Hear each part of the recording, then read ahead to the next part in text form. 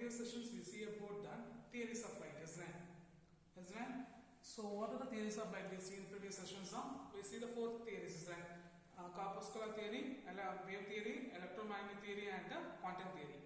So corpuscular theory was proposed by Newton. According to the Newton, the light is a tiny massless perfectly elastic particles are called as corpuscles, isn't it? And he explained the phenomena, isn't it? And he explained that whenever the corpuscles touch the retina of eye, the vision will be produced, and different size of a corpuscles, let's say the different colors of a light. And also he explained that what's the point? He explained the phenomena of reflections and refraction. The next one is the wave theory. So Christian Huygens was the one who explained the wave theory. According to the Huygens, the light is a form of, what is that? The light is the disturbance of a source which is in the form of longitudinal mechanical wave propagated in either medium. They successfully explained the phenomena of reflection, refractions, interference, and diffractions. And third one is, what's the third one now? What's the third one? Electromagnetic wave theory, isn't it? So the Maxwell was the one who proposed the electromagnetic theory. According to the Maxwell's, the light is a transverse wave in nature, or light is electromagnetic wave or transverse wave in nature, and it doesn't require any medium for the propagations. And they successfully explained the phenomena of reflection, refractions, interference, diffraction, and also the polarizations. And the fourth one, what we see that quantum theory, isn't it? Albert Einstein, and based on the view of Max Planck, he was the one who proposed that quantum theory, isn't it? So according to that, the light, what is that? Whenever the light will be interact with the matter as photons to eject electrons. So according to the Einstein, the light is form of photon. Each light is a packet of energy called photon. Each packet of energy is equal to h into mu, and h represents the Planck's constant, and mu represents the frequency of wave, isn't it? Isn't it? Then we see that whenever the light will be propagate, they treat it as a wave. Whenever the light will be interact with the matter, they behave as a. Whenever the light will be interact with the matter, they behave as a matters. Okay, clear? The last one is that we see the wavefront, isn't it? So guys, what is wavefront? The wavefront is the locus of point, isn't it? What is that? The wavefront is the locus of point which having same state of the same phase of vibration, isn't it? The wavefront is the locus of point in which having same state of the same phase of vibrations, in which the wavefront is depends upon the size and shape of a source. What is that? It depends upon the shape of a source and also a distance of a source. Okay. If a source will be point source at finite distance, means they form a spherical wavefront. If it is a line source, means at a finite distance, means they form a plane wavefront. And if a source is at an infinite distance, means they form a plane wavefront, isn't it? And if it is a line source, means what type of wavefront will be formed? Cylindrical wavefront will be formed. Okay. What type of wavefront will be formed? The cylindrical wavefront will be formed. Okay. So for this class, we are going to see about the Huygens principle and the law of reflections using Huygens principle. Okay. Clear? So what is Huygens principle means? Huygens principle is the geometrical constructions. What is that? The Huygens principle is the geometrical construction which gives the size and shape of a wavefront. What is that? Which gives the size and the shape of wavefront. Which gives the size and shape of a wavefront. Okay. At an instant of any time, according to the Huygens principle. What is that? According to the Huygens principle, each point on the wavefront. What is that? Each point on the wavefront, they behave as a source of a secondary wavelet. They are spreading out in all directions with the speed of wave. This is called as a secondary wavelet. So the envelope, what is that? The secondary wavelet. What is that? This envelope to the all wavelet. What is that? This envelope to the all wavelet, which gives the size and shape of a new wavefront at that time. Okay, which gives the, what is that? The envelope to the wavefront which gives the size and shape of a new wavefront. Okay, clear? So guys, what is Huygens principle? Each point on the wavefront, they act as a, what is that? Every point or each point on the wavefront, they act as the source of a secondary wavelet. They are spreading out in all directions with the speed of wave. They are called as a secondary wavelet. So the envelope to this wavelet, what is that? The envelope to the wavelet, they act as the source of. Okay, the envelope to the wavelet, they gives the size and shape of a new wavefront. The size and shape of a new wavefront. Okay. So here we are going to see the propagation of a spherical and a plane wavefront will be explained by using Huygens principle. Okay. What is that? The propagation of a spherical and wavefront will be explained by using Huygens principle. Okay. Guys, understand? So what's the purpose behind Huygens principle? Huygens principle is the geometrical construction which gives the size and shape of a wavefront. Which gives the size and shape of a wavefront. Okay. So according to the Huygens principle, each point on the wavefront, what is that? Each point on the wavefront, they act as the source of a secondary wavelet. They are spreading out in all directions with the speed of wave. They are called as a secondary wavelet. So the envelope to the wavelet which gives the size and shape of a new wavefront at the instant of time. Okay, let us consider. Here we are going to find the propagation of a spherical wavefront and the plane wavefront by construction using Huygens principle. Okay, so here it is a point source. They are producing a spherical wavefront. They are producing a spherical wavefront. Okay, for a time t is equal to 0, the wavefront is taken as a and b. A, B be the new wavefront. For a time t is equal to 0, the wavefront is considered as a AB.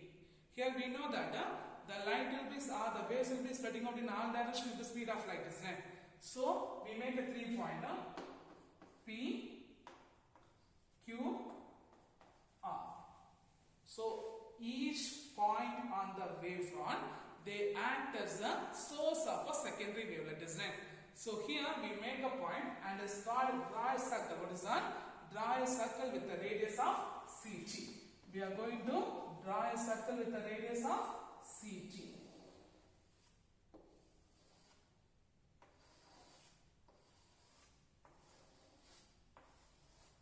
So what's the circle radius of? Having draw a circle with the radius of CT.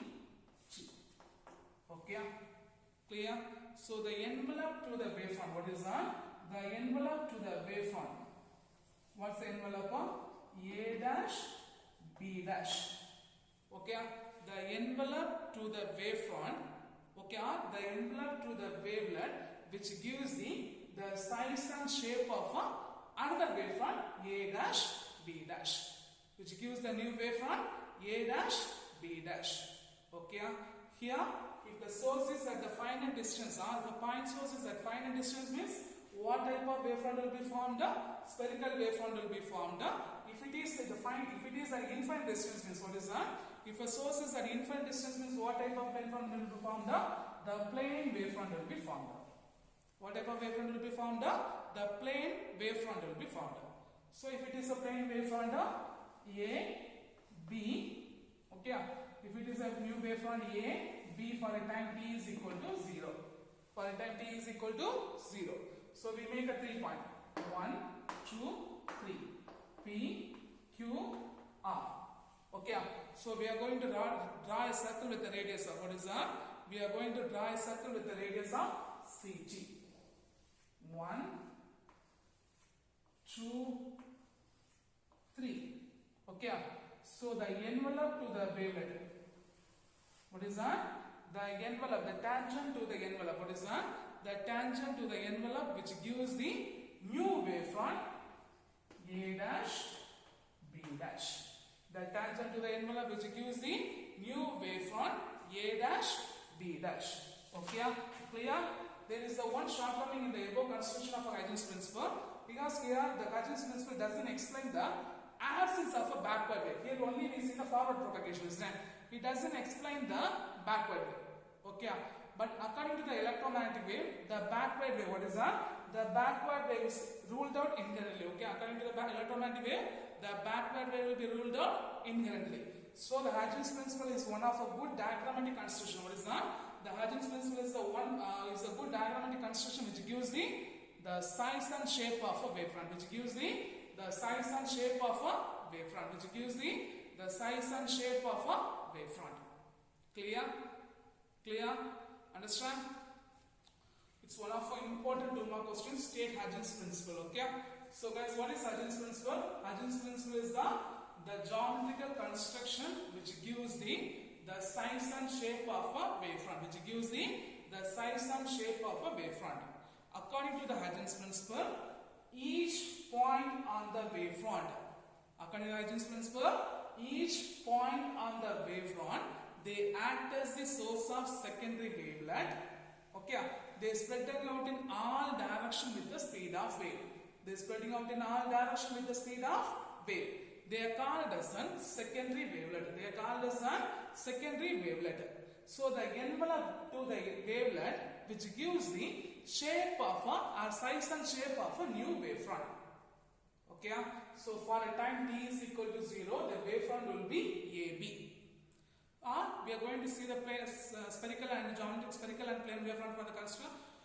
The propagation of the spherical wavefront, plane wavefront by using Huygens principle. Here we take a new wavefront AB. AB. It's a spherical wavefront. It's a plane wavefront. Okay. For a time t is equal to 0. So we make a 3-point PQR. Here also PQR. Okay. So we draw a circle with the radius of CT because distance. What's the formula for? Because they are traveling with the speed of light, isn't it? So distance is equal to, sorry, this velocity is equal to distance by time. So distance is equal to CT. So we draw a 3-circle. The tangent to the circle is the forward envelope of new wavefront A dash B dash. Here also the forward to the tangent to the envelope of a new wavelet which give the wavelet which gives the size and shape of a new wavefront A dash B dash. There is only one shortcoming in the Huygens principle, that doesn't explain the backward propagation of waves. But according to the electromagnetic theory, the backward release or backward propagation of wave will be ruled out inherently. So the Huygens principle is a good diametric explanation for the construction for the size and shape of a wavefront. Okay. In case if a source is at the finite distance means they produce the spherical wavefront, or if a source is a point source, or if it is a point source at the finite distance means they produce a spherical wavefront, and if it is the source is at the infinite distance means they are producing a plane wavefront. They produce the plane wavefront. Clear? Clear. The next one is the law of reflections using Huygens principle.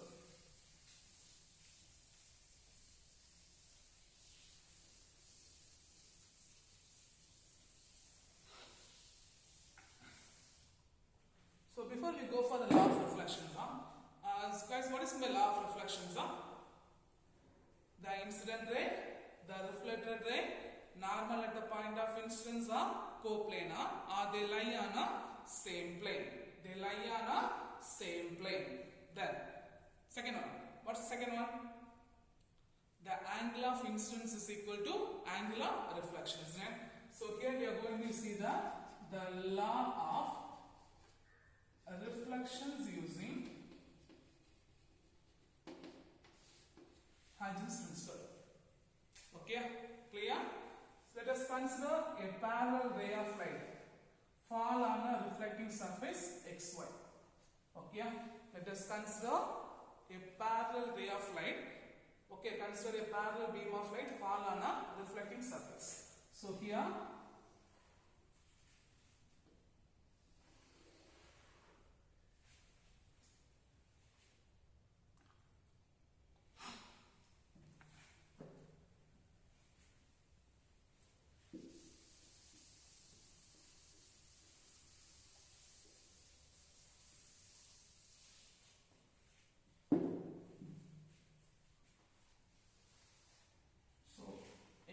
let us consider a parallel beam of light will be R.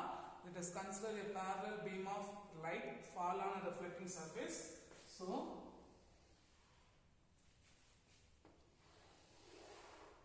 clear? L M be the incident rays. L M be the incident rays. Right.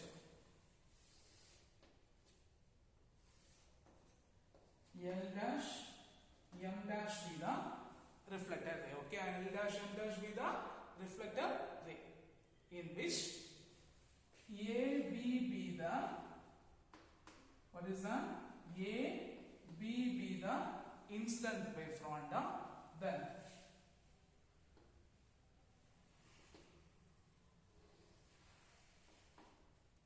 A dash B dash be the reflected wavefront. A dash B dash be the reflected wavefront. Okay, clear? Clear. So guys, here what are the points is that let us consider a parallel beam of light ray fall on a reflecting surface XY in which L and M be the incident ray, L dash M dash be the reflected ray, L dash M dash be the reflected ray. Here AB be the incident wavefront and A dash B dash be the reflected wavefront. Okay, clear? So here you have to remember only this point. Okay, by the time of the wavefront touch the reflecting surface at a point A. By the time of what is that? By the time of the wavefront touch the point of A, the light B is yet to travel a distance of B dash. The light ray B is yet to travel a distance of B to B dash. When it is reached, what is that? When this light ray touch the point of B dash, here the light will be reflected and to reach the point of A dash. The light will be reflected to reach the point of A dash. Okay? So, சொல்லுங்க இந்த wavefront A வந்து இந்த point wavefront point A touch பண்ணும்போது B is yet to travel a distance of B dash. The B is yet to travel a distance of B dash. When this light ray touch the point of B dash, இந்த light ray இந்த B dash touch பண்ணும்போது A உனக்கு என்ன இருக்கும் wavefront reflect ஆகி எங்க reach ஆகும் A dash reach ஆகும். The wavefront will be reflected and touch the point of A dash. Clear? Clear. Let's N and N dash be the normal. Okay, N and N dash be the normal at the point of incidence. Okay, N and N dash be the normal at the point of incidence. Here, both the reflections will be happen in the same medium, isn't it? So the light will be travel in a same speed. The light will be travel in a same speed. So the distance B dash is equal to A dash. The distance B dash and A dash are equal. The distance B dash and A dash are equal. Clear? Clear? So guys, say the point. What the point we say that XY be the reflecting surface. XY be the reflecting surface in which M be the incident ray. M be the incident ray. Next one. L dash M dash be the refractor ray. L dash M dash be the refractor ray in which AB be the incident wavefront. AB be the incident wavefront. A dash B dash be the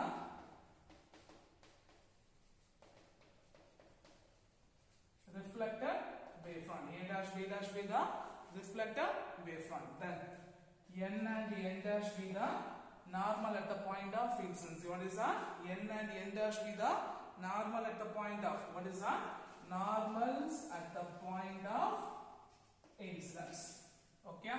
So we make angle of incidence I.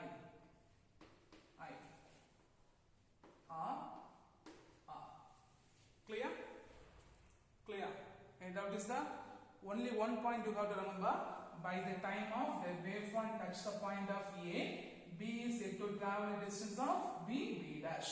When it is touch the point of B dash, the A will be reflected and reach the point of A dash. And also the both reflections will be happen in the same medium. What is that? Both the reflections will be happen in the same medium. The light or the speed of light will be in same, the speed of light will be same.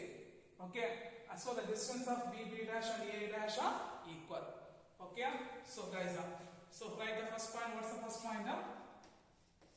The incident ray, reflector ray,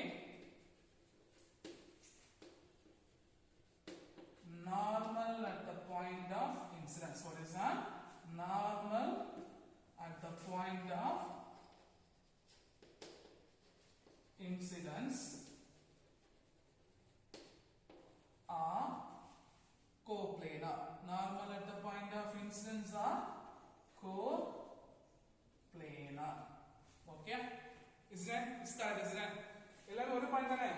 Incident ray, the reflected ray, normal at the point of incidence are co-planar. They lie on a same plane. They lie on a same plane. Okay. Then second, angle of incidence. So guys, here what's the angle of incidence are there? The angle of incidence is equal to NAL. Isn't it? The angle of incidence is equal to NAL, which is equal to here. What's the total angle? 90 degree, isn't it? In which the 90 degree minus NAB. The 90 degree minus NAB. The 90 degree minus NAB. Okay. Clear? The 90 degree minus NAB, right? 90 degree minus angle of NAB, which is equal to BAB dash, which is equal to the angle of BAB dash. Okay, clear? So guys, what is the angle of incidence? The angle of incidence is equal to I is equal to NAL is equal to the total angle 90 degree minus NAB, which is equal to BAB dash, which is equal to BAB dash. Clear? Clear. The next one.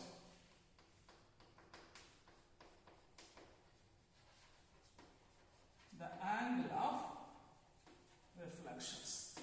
What is that? The angle of reflection. So here what is the angle of reflections? N dash, B dash, M dash. Okay, right? R is equal to N dash, B dash, M dash.